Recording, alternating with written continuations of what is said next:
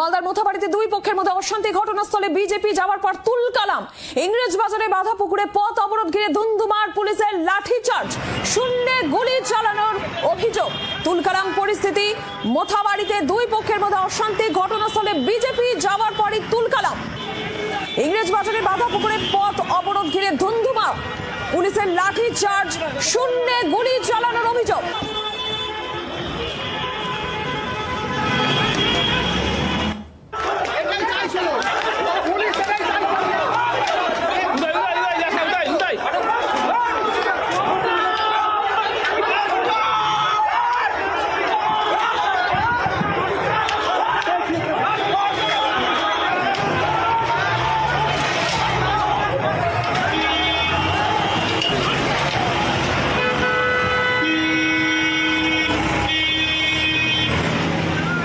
রণজয় সিংহ রয়েছেন টেলিফোন লাইনে। রণজয়, কি অবস্থা এখন, কি জানা যাচ্ছে?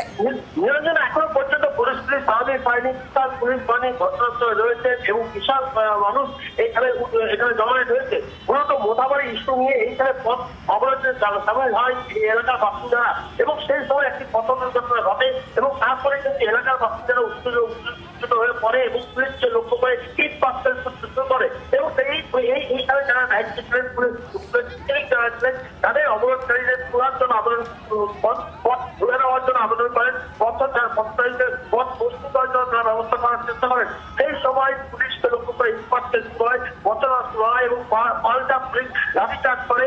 এই লাঠিচার্জেও যখন এই উপস্থিত জনগণে আত্মভঙ্গ করতে পারেনি তখন পুলিশ পুলিশ চালায়। এই মুহূর্তে পরিস্থিতি অত্যন্ত অগ্নিগর্ভ, বিশাল পুলিশ বাহিনী এলাকায় চলে যাচ্ছে।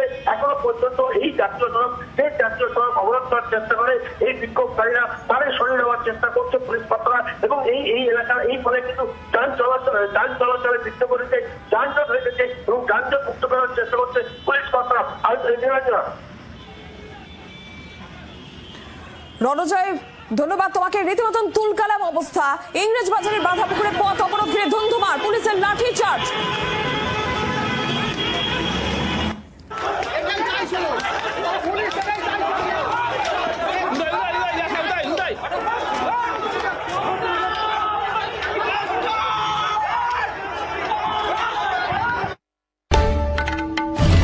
বাংলার আওয়াজ, বাঙালির আবেগ, জি 24 ঘন্টা।